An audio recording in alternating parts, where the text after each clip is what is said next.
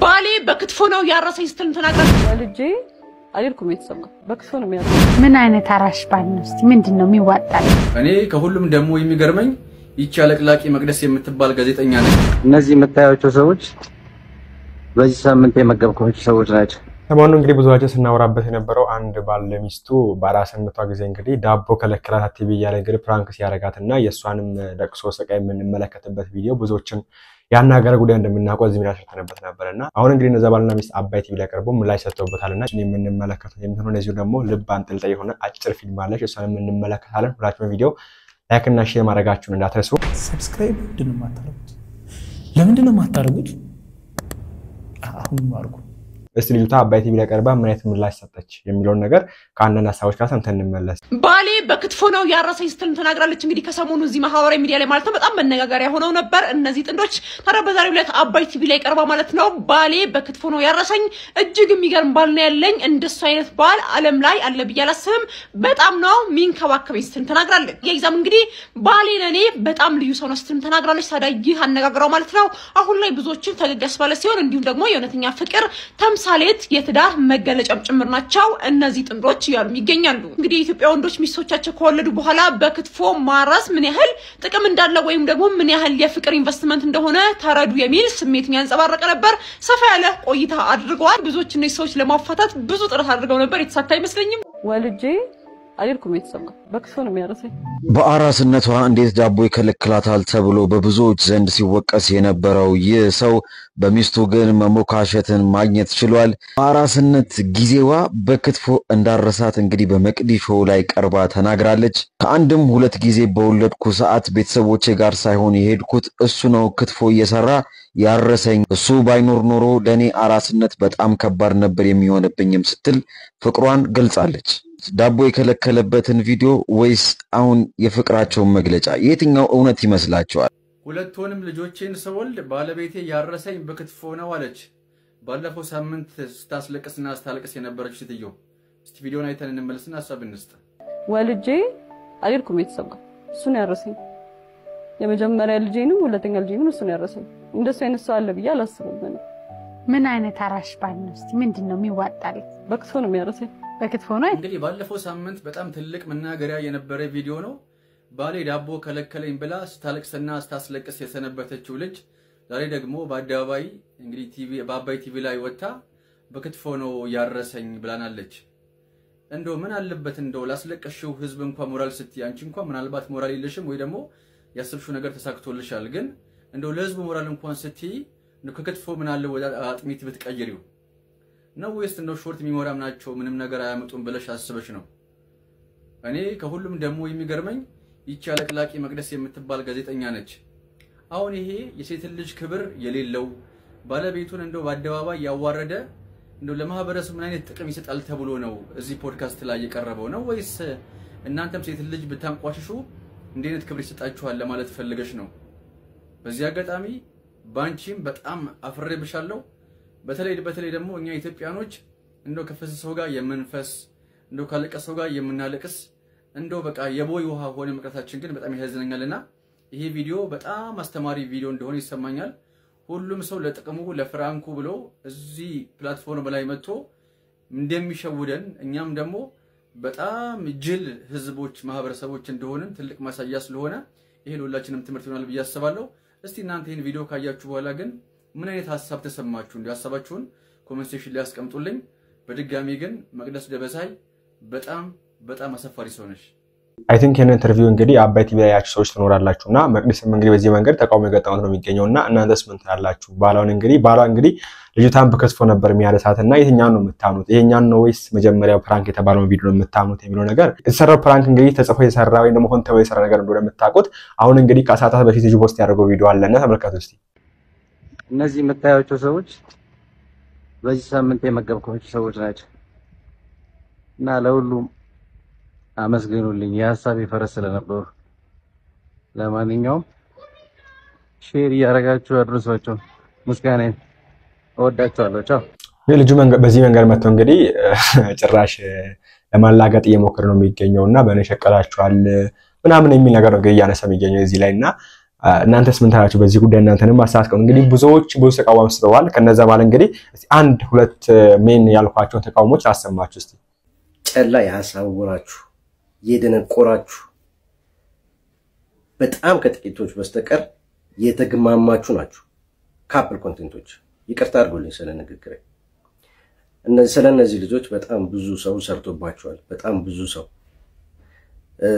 ግን እኔ ቪዲዮ ሳይው በተለይ ውስጤን እየፈተነኝ በቃ የተናነቀኝ ያየሁት በጣም በዚህ ውስጥ ያሉ ደግሞ ሴቶች ምን ሊያስቡ እንደሚችሉ ምን ሊሰማቸው እንደሚችል ማየት በጣም ከባድ ነው። አንተ ምናልባት ፕራንክ ሆነ ያላችሁን መጀመሪያ ግን ወይ የውስጥን የተናገርከው ከዛ በኋላ የሷ ለቅሶና አየኸውና ቪዲዮ መጨረሻ ላይ ስታዩት አሪፍ ነገር ይዞላችሁ የመጣ መሰላችሁ። እቺ ምንለቃት አሪፍ ቪዲዮ ታመጣለች ላይክ እና ፎሎ ይሰበስባል ብላችሁ አሰባችሁ። ጨላውን አስቀደማችሁ። የሰውን አስተሳሰብ የሰው የሚያመጣውን ለሴቶች ላይ የሚያመጣውን የሞራል ጥያቄ ግን አላሰባችሁበት። በተለይ በእንደዚህ አይነት ካፕል ላይ የምትሰሩ አብዛኞቻችሁ በጣም ቀፋፊ ነው የምትሰሩት፣ በጣም ከጥቂቶቹ በስተቀር ሴቶችን በዚህ ደረጃ አውርዳችሁ መስራት፣ የሴት ልጅ እንግልት በዚህ ደረጃ የሴት ልጅ ስታለቅስ ማሳየት በጣም አስቀያሚ ነው። በጣም ከዚህ በፊትም እንግዲህ ሰርቻለሁ በካፕሎች ላይ በቃ የምትሰሩትን ከውጪ የምትኮርጁትን አብዛኛውን ኮርጃችሁ ነው የምትሰሩት። ግን ከውጪ ስትኮርጁ አሪፍ ለምን አትኮርጁ? ፈን የሚያደርግ በፈን አድርጎ እኮ ብዙ ፎሎወር ታገኛላችሁ። ጨላውንም በዛ ተሰበስባላችሁ። ለምን በእንደዚህ አይነት ደረጃ ሰውን የሚያስደብር ነገር? የኢትዮጵያ ኑሮ እኮ ነገራችሁትም አሳያችሁትም የሚታወቅ አብዛኛው በእንደዚህ አይነት ነገር ውስጥ እንደሚኖሩ ያስታውቃል። ግን መንገሩ በእንደዚህ አይነት ደረጃ አያስፈልግም። ሴቶችን ዝቅ አድርጎ የማሳየት ሁኔታዎች ነው እያየሁ ያለሁት። በተለይ በእንደዚህ አይነት ደረጃ አሪፍ ሚስቶች ደግሞ ከበስተጀርባ አብዛኛው ካፕሎችም ጥሩ ብለን የምናስባቸው ካፕሎች ከበስተጀርባቸው እንደው የውስጣችሁን የቤታችሁን እያወጣ የሚያሳየን ቪዲዮ ቢኖር ኖሮ በጣም ጥሩ ነበር። እዚህ ላይ እንደምታሳዩንም አይደለም አብዛኞቻችሁ እናውቃለን።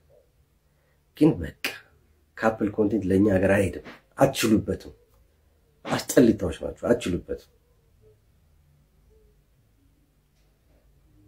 ቀነጫጭቤ ማሳያችሁ ነው እንግዲህ የምታዩት የተቀነጫጨበ ነው። እስቲ ምንድን ማልቀሳቸው የሚሰጣችሁ ደስታ? ላይክ ታደርጋላችሁ። ደግሞ ላይክ የሚያደርገው ሰው እኮ የሚገርመኝ ላይክ የሚያደርግላችሁ ፎሎ የሚያደርጋችሁ ምናምን ሰው በጣም ይገርመኛል። የእናንተ አይነት አስተሳሰብ ያለው ሰው ነው። በጣም የሚያሳዝነው። መቼስ ስለዚህ ቪዲዮ ወደንም ጠላንም በግድ ይንሸራሸራልና እናየዋለን። አስተያየት አንሰጥም ብንልም የወላጅነት ስሜት አያስቀምጠንምና እንዳው ትንሽ ነገር ልበላችሁ ብዬ ነው የመጣሁት።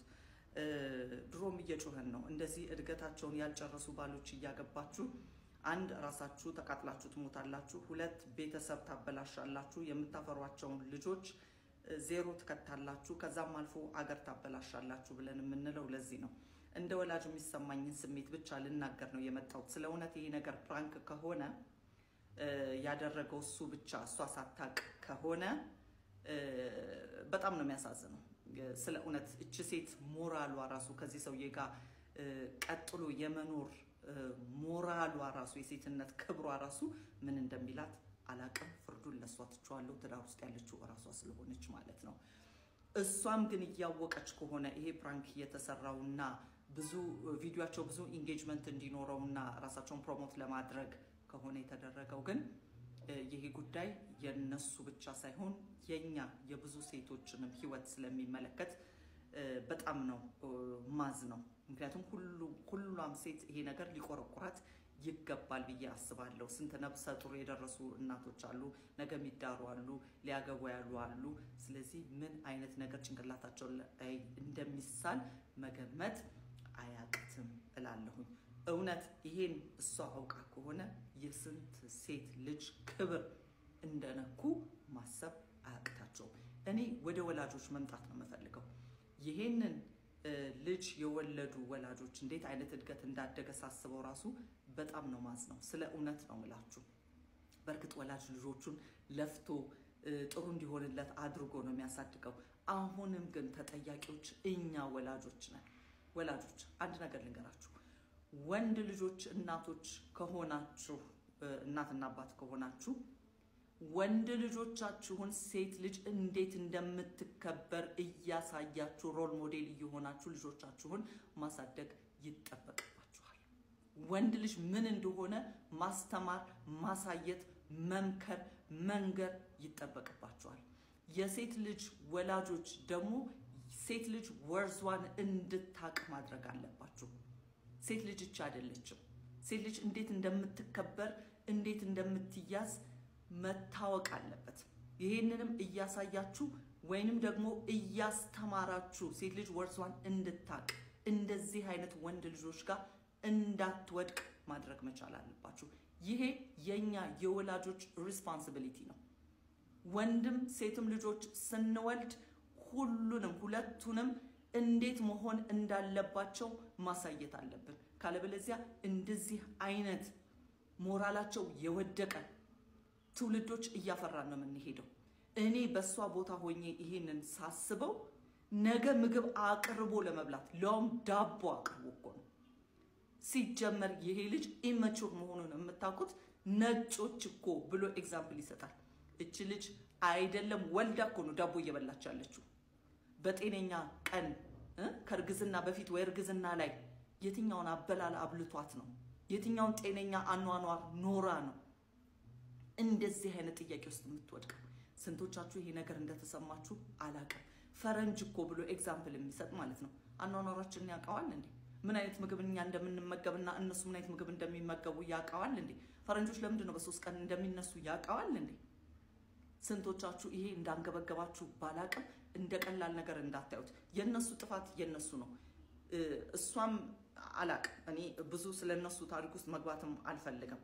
ነገር ግን ያላገባችሁ እህቶች ካላችሁ እድገቱን የጨረሰና ቤተሰቡ አስተካክሎ ያሳደገው ልጅ ወንድ ልጅ እንድታገቡ እነግራችኋለሁ። አንዳንዴ ምለው ላይ ይጠፋኛል።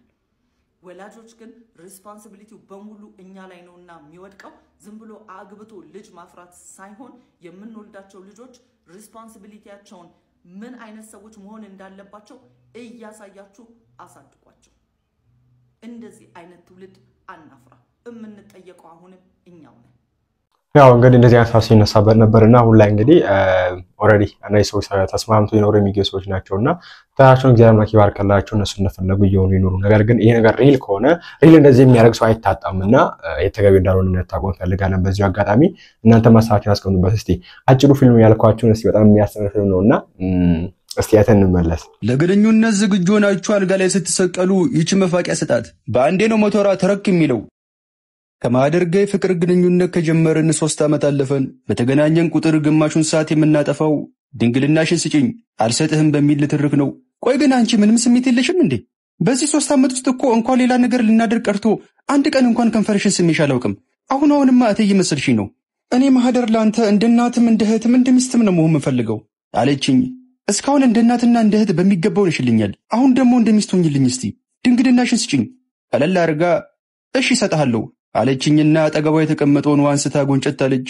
የሰማሁትን ነገር ማመን ተሳነኝ። 3 ዓመት ሙሉ ስትነፍገኝ የኖረችውን ነገር እንዴት ዛሬ 3 ደቂቃ ባልሞላ ክርክር ሻለችኝ። ምናልባት ጆሮዬ አዛብቶ ሰምቶ ከሆነ ብዬ ለማረጋገጥ ደግሜ ጠየቅኳት። እሺ እሰጥሃለሁ ነው ያልሽኝ ወይስ ጆሮዬ ነው? ያ እሰጥሃለሁ። ጊዜ መስጠት አልፈለኩም። ሐሳቧን ሳትቀይር ቶሎ ይዣት ልሄዳልኩና ከተቀመጥኩበት ተነስቼ አጀሬው እዚሁ መነሳት ሳይጀምር በይቶሎ ተነሽ፣ እዚህ አካባቢ ቆንጆ ሩም ያለው ሆቴል አለ እንሂድ። እንዴ ጭራሽ ጥሩ ሩም ያለው ሆቴልም ታውቃለህ? እንዴት ነው ቆይ እሱ ልታውቅ የቻልከው? ነው ወይስ ከዚህ በፊት ከሌላ ሴት ጋር መተህ ታውቃለህ? ይሄ ውይይት ከድንግልና ርክክቡ በኋላ ቢሆን አይሻልም? በያውን ተነሽ። ለማንኛውም ምን ያልሰጥህም አላልኩም፣ ግን ከጋብቻ በኋላ አለችኝ። እዛው መንጋጋዋን አውልቃት አለኝ። ለቦክስ በጨበጥኩት እጄ መዳፌን እየመታው በተቀመጠችበት ትቻት ሄዱ።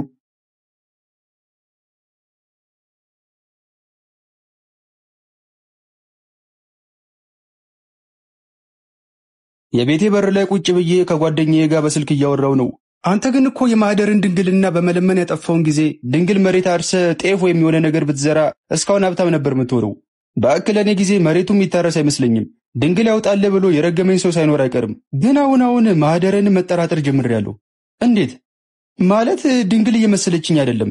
ያው አንዴ ድንግልኝ ብላ ስለተዋወቀችኝ ድንግል አለመሆኗን ካወቅኩ እንለያይ መላት መስሏት ቢሆንስ ሁሉ መከራ ብታበለኝ። እና ታዲያ እሱ ማወቅ እኮ ቀላለሁ እንዴ? እንዴት? አንድ ቀን መንገድ ላይ የሄዳችሁ በቀልድ አስመስለው ወገቧን ንካት። ከጮች ወይም ከዘለለች ድንግል ናት። ዝም ካለች ግን ያው ተበልቷል ማለት ነው አለኝ። ጓደኛዬ ያሉ የተባሉ የማህፀን ስፔሻሊስት ሐኪም ልጅ በመሆኑ ሐኪም ቤት ወስዳስ መርምራት ይለኛል ብዬ ስጠብቅ እንደዚህ አይነት ባህላዊ ትንታኔ በመስጠቱ ብገረምም ያለኝን ነገር ለማረጋገጥ ጊዜ ሳላጠፋ ከቤት ወጣሁና በየአንድ ዓመት ልዩነት 9 ልጅ ወለደችውን የሰፈራችንን ሴትዮ ወገብ በቀልድ አስመስዬ ነካረኩት። ሴትዮዋ ከምድር ተነስታ እንደ እምቦሳ ወደ ሰማይ ዘለለች። እኔም የጓደኛዬ ባህላዊ ትንታኔ ሐሰት መሆኑን እዛው አረጋግጡ።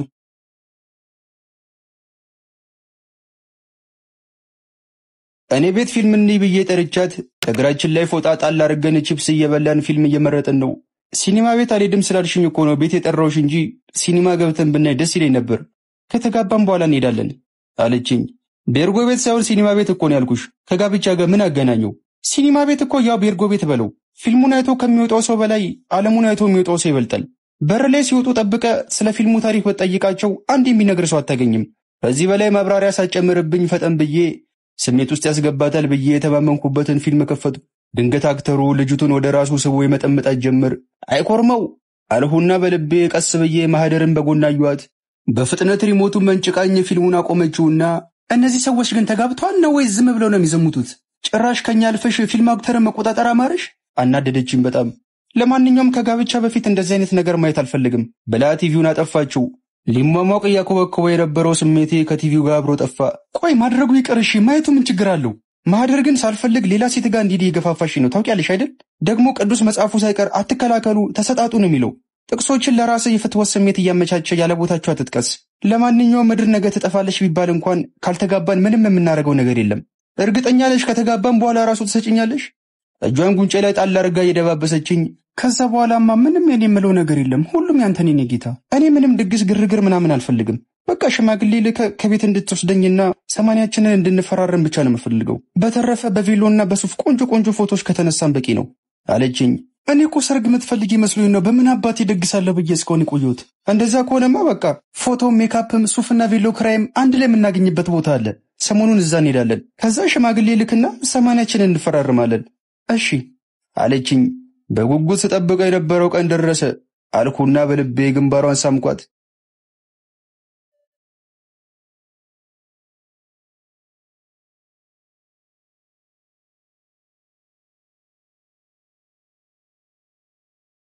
ቴሌግራም ላይ ያገኘኋቸው የባህል መድኃኒት ጠቢብ ጋር ጎራ ብያለሁ። ግራና ቀኝ ጆሯቸው ላይ የተሰኩት ጤና አዳምና ዳማከሴ አስፓልት ዳርና ዳር የበቀሉ ችግኞች ይመስላሉ። ሰላም አሉ ብዬ እጄን ዘረጋሁላቸው። እንዴት ዋልክ ብለው እጄን ሳቱትና አየሩን ጨበጡት። አይናቸውን ሳየው ጤነኛ ነው። አየር መጨበጥ የጥበባቸው አንዱ ክፍል ይሆን እንዴ ብዬ ትንሽ ተወዛገብኩ። አትቁም ቁጭ በል አሉኝና ቁጭ አልኩ። የእድሜ ጉዳይ ትንሽ አይኔን አደከመውና ሰው ራሱ በስርዓት መጨበጥ አቃተኝ እኮ። አይ ጊዜ ብለው ጆሯቸው ላይ ሰኩትን ደማከሴ አፍንጫቸው ውስጥ ከተው 1-2 ጊዜ ካስነጠሱ በኋላ ምን ልርዳ ታዲያ አሉኝ። እኔ እንኳን ስሜት ቀስቃሽ እጽ ካሉት ብዬ ነበር አመጣጤ። ለአንተ ነው ለልጅቱ? ኧረ ለሷ ነው። የኔ እንዲሁም በተፈጥሮ የተቀሰቀሰ ነው። ተጨማሪ ከወሰድኩበት ኦቨርዶዝ ነው የሚሆነው። ምን ነው ታዲያ እሷ አልጋ ላይ ደክማብ ነው? ነገርየውን ስንጀምረው እኮ ነው ትድከም ትበርታ ማውቀው። እስካሁን ምንም ያደረግነው ነገር የለም። ድንግል ናት። አሁን ግን ድንግልናዋ ልትሰጠኝ ዳርዳር እያለች ስለሆነ ሐሳቧን እንዳትቀይር ብዬ ነው እርሷ ጋር የመጣሁት።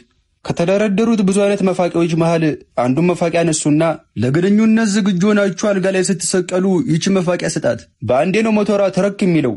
አንዴ ከፋቀችበት ሁሌ መደጋገም አያስፈልጋትም። ለሁል ጊዜም የሚሰራ ፍቱን እጽ ነው አሉኝ። መፋቂያውን እንዲያስኩ ፈገግ አልኩ።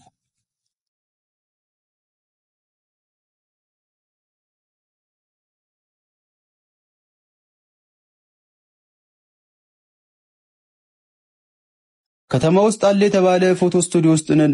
እሷም ሜካፓን ተቆነጃጅታ እስክትጨርስ እኔም ጸጉሬን የተስተካከልኩ ነው። ሁለታችንም ተቆነጃጅተን ጨረስንና እኔም መኳንንት የሚያስመስል ሱፍ፣ እሷም ልዕልት የሚያስመስላት ቬሎ ከዛው ተከራይተን የሚያማምሩ የሰርግ ፎቶዎች በሚያምር ስቱዲዮ ውስጥ ተነሳን።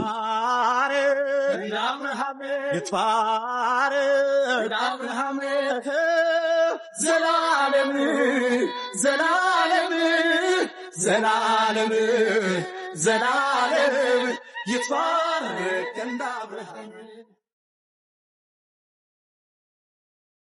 የሰርጋችን ቀን ምሽት እኔ በቦዲና በቱታ እሷ ደግሞ በስስ ፒጃማ ሆና አልጋ ላይ ተቃቅፈን ተኝተናል። ወደ ከንፈሯ በቀስታ የተጠጋው እችን ቀን እንዴት በጉጉት ስጠብቃት እንደነበር ታውቂያለሽ አይደል አልኳት። ተሽኮረመመች። ከንፈሯን በስሱ ሳምኳትና ሽንት ቤት ደርሼ መጣሁ እሺ ብያት ካልጋው ላይ ወርጄ የባህል ሐኪሙ የሰጡኝን መፋቂያ ከኪሴ ያወጣውና ቀደም እኮ የሚያምር መፋቂያ ሳይ ዝም ብዬ ሁለት ገዛው። ጥርስሽን ፋቅ እያረግሽ ጠብቂኝ ብዬ ወረወርሁላት። እኔም እንዳትጠራጠር ብዬ ሽማግሌው ከሰጡኝ መፋቂያ ጋር የሚመሳሰል ከአዟሪ በገዛሁት መፋቂያ ጥርሴን እየፋቅኩ ወደ ውጭ ወጣው። ከውጭ ተመለስኩና አልጋው ላይ ወጣው። በውስጤ ምን አይነት ዓለም ታሳየኝ ይሆን እያልኩ በደስታ ተውጬ እጄን ትከሻዋ ላይ ጣል አደረኩ። በፍጥነት መንጭቃ አስለቀቀችኝ። እንዴ ምን ሆንሽ? ምንም አልሆንኩም እኮ ጠጋቢያ። ታዲያ ወደ እኔ ለምንድን ነው የምትሸሽኝ ብዬ ወደ እሷ ተጠጋው። ይበልጥ ወደ ጎና ፈገፈገችና ግድግዳው ላይ ተለጠፈች። እንዴ አሁን ሰላም አልነበርሽ እንዴ? ቆይ በ5 ደቂቃ ውስጥ ምን ተፈጠረ? ምንም አልተፈጠረም። በሻው ልብስሽን አውልቂና ወደ ውስጥ እንግባ በያቴ ቱታዬን ክር መፍታት ጀመርኩ። ምንም ማድረግ አልፈልግም እኔ አለችኝ። እንዴ ማለት በቃ ምንም ማድረግ አልፈልግም። እንዴ ከተጋባንም በኋላ ደግሞ እንደ ድሮ ልታስልምኝኝ ነው እንዴ? በያውልቂ። አላውልቅም። አውልቂ። እምቢ። የተከራከረን እያለ ድንገት ስልክ የጠራ የባህል ሐኪሙ ነበር የደወሉት። አነሳሁትና ሄሎ እንደው ይቅር በለኝ ልጄ ይቅር በለኝ እያሉ ልመና ውስጥ ገቡ። እንዴ ምን አጥፍተው ነው ይቅር በለኝ የሚሉት? ግራ ገባኝ። ትናንት እኮ አይኔን ትንሽ ግር ብሎኝ ስሜት የሚቀሰቅሰውን መፋቂያ ሰጣለሁ ብዬ ስሜት የሚያጠፋውን የሰጠው። እንደው ይሄ አይኔ ምን እንደሚሻለኝ። አይ ምን ልጅቱ መፋቂያውን ተጠቀመችበት እንዴ? ሄሎ ምንም መልስ አልሰጧቸውም። አልጋ ልብሱን ገለጥኩትና ውስጥ ገብቼ ጥቅልል ብዬ ተኛው። አንዴ ከፋቀችበት ሁሌ መደጋገም አያስፈልጋትም። ለሁል ጊዜም የሚሰራ ፍቱን እጽ ነው ያሉኝ ትዝ አለኝና ክፉኛ ተከስኩ። ስራ ለሰሪው ሾላ ጣሪ ይላል እንግዲህ እንደዚህ ነው። እና እስቲ ምን ትሉበት ሀሳባችሁን አስቀምጡበት። ኤኒዌይስ ቪዲዮአችን የሚመስል ነበር። ቀጣይ እንግዲህ አስተማሪ ቪዲዮ ይላችሁ ጋር እንደሚሆነው ላይክ እና ሼር ሰብስክራይብ አድርጉ እንዳይረሳ። ቸር ቆዩልኝ።